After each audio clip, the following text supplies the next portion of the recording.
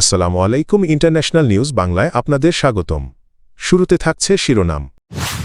ইরানের এক শহরেই বিক্ষোভে ৮ সেনা নিহত। হাইপারসনিক ক্ষেপণাস্ত্র ইউক্রেনে আবারও ছুড়ল রাশিয়া। গ্রিনল্যান্ড আক্রমণ করলে আগে গুলি পরে আলাপ। চাপে ভেনেজুয়েলা পঞ্চম ট্যাঙ্কার আটক। ট্রাম্পের হুমকি হস্তক্ষেপে দেশে দেশে অস্থিরতা। ইরানে চলমান সরকার বিরোধী বিক্ষোভে সহিংসতা আরও বেড়েছে।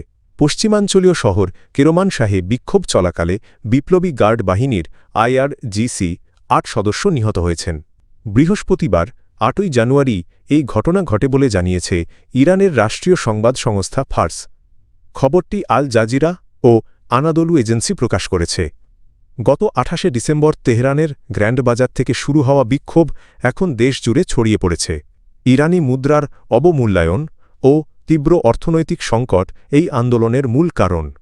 মানবাধিকার সংস্থা HRAN-এর তথ্যমতে টানা ১৩ দিনের বিক্ষোভে এখন পর্যন্ত অন্তত ৫১ জন নিহত হয়েছেন এবং ২২০০ জনের বেশি মানুষ আটক হয়েছেন। বিক্ষোভ ছড়িয়ে পড়েছে ৩১টি প্রদেশের ১১১টি শহরে।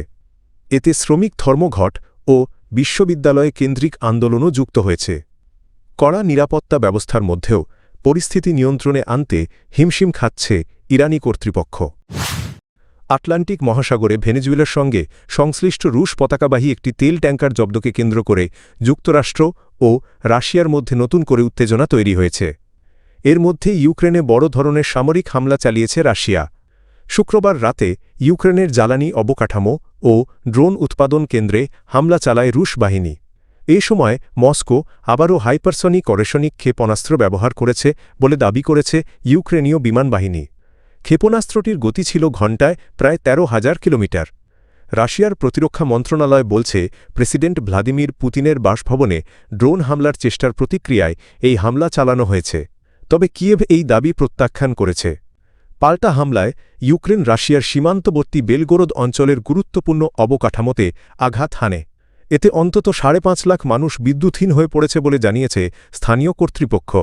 বিশ্লেষকদের মতে ভেনেজুয়েলার প্রেসিডেন্ট নিকোলাস মাদুরোকে যুক্তরাষ্ট্রের বিশেষ বাহিনীর আটক এবং রুশ সংশ্লিষ্ট তেল ট্যাঙ্কার জব্দের পর ইউক্রেনে এই হামলা কৌশলগত শক্তি প্রদর্শনের অংশ। তবে মস্কো সরাসরি যুক্তরাষ্ট্রের সঙ্গে সংঘাতে না জড়িয়ে পরোক্ষভাবে চাপ বাড়ানোর পথ বেছে নিয়েছে। যুক্তরাষ্ট্র যদি গ্রিনল্যান্ডে সামরিক হামলা বা দখলের চেষ্টা করে তাহলে ডেনিশ সেনারা কোনো নির্দেশের অপেক্ষা না করেই সরাসরি প্রতিরোধ গড়ে তুলবে, এমন কড়া অবস্থানের কথা জানিয়েছে ডেনমার্ক। ডেনিশ প্রতিরক্ষা মন্ত্রণালয় বলছে যুদ্ধের নিয়ম অনুযায়ী এমন পরিস্থিতিতে সেনারা আগে গুলি চালাবে পরে অন্যান্য আনুষ্ঠানিক পদক্ষেপ নেবে। ডেনমার্কের প্রতিরক্ষা মন্ত্রণালয় নিশ্চিত করেছে ১৯৫২ সালের একটি সামরিক নির্দেশনায় বলা আছে গ্রিনল্যান্ডে কোনো বিদেশি আগ্রাসন হলে ঊর্ধ্বতন কর্তৃপক্ষের অনুমতি ছাড়াই অবিলম্বে পাল্টা আক্রমণ করা যাবে।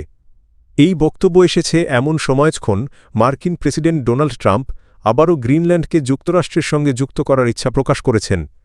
ট্রাম্প দাবি করেছেন গ্রিনল্যান্ড যুক্তরাষ্ট্রের জাতীয় নিরাপত্তার জন্য অত্যন্ত গুরুত্বপূর্ণ এবং প্রয়োজনে সামরিক শক্তি ব্যবহারের কথাও বলেছেন। তবে ডেনমার্ক ও গ্রিনল্যান্ড উভয় পক্ষই এই প্রস্তাব প্রত্যাখ্যান করেছে। গ্রিনল্যান্ডের প্রধানমন্ত্রী জেন্স ফ্রেডেরিক নিলসেন ট্রাম্পের বক্তব্যকে অসম্মানজনক বলে আখ্যা দিয়েছেন। ডেনমার্কও স্পষ্ট করে জানিয়েছে গ্রিনল্যান্ড কোনোভাবেই বিক্রির জন্য নয়। এদিকে রয়টার্স জানিয়েছে ট্রাম্প প্রশাসন গ্রিনল্যান্ডের বাসিন্দাদের যুক্তরাষ্ট্রে যোগ দিতে প্রলুব্ধ করার পরিকল্পনাও বিবেচনা করছে। আলোচনায় রয়েছে প্রত্যেক বাসিন্দাকে $১০,০০০ থেকে $১ লাখ পর্যন্ত অর্থ দেওয়ার প্রস্তাব। বিশ্লেষকদের মতে গ্রিনল্যান্ডকে ঘিরে এমন কোনো সামরিক পদক্ষেপ ন্যাটো জোটে বড় ধরনের সংকট সৃষ্টি করতে পারে। এ পরিস্থিতিতে ইউরোপীয় দেশগুলো জরুরি কূটনৈতিক আলোচনা শুরু করেছে।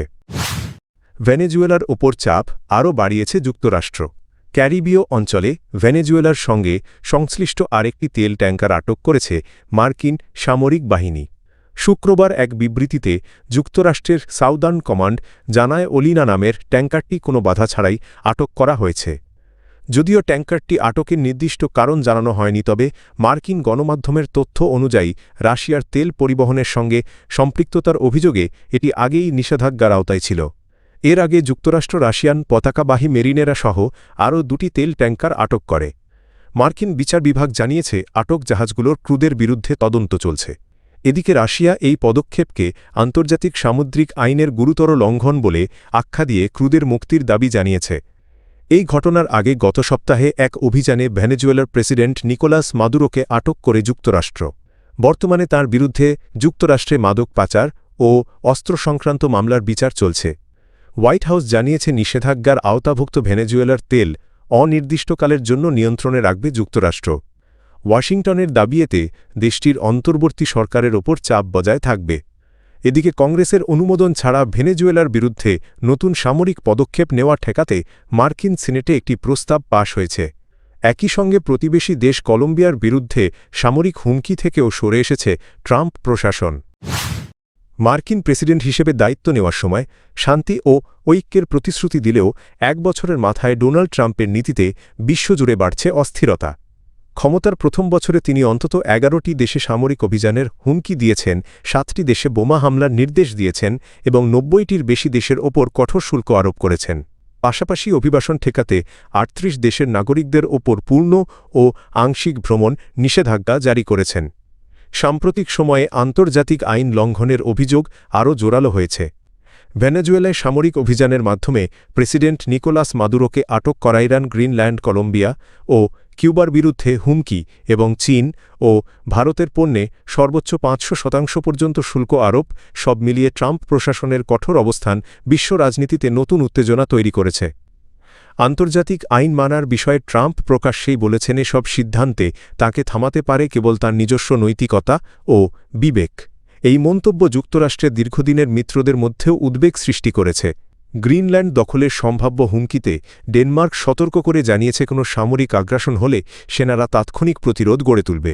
German precis.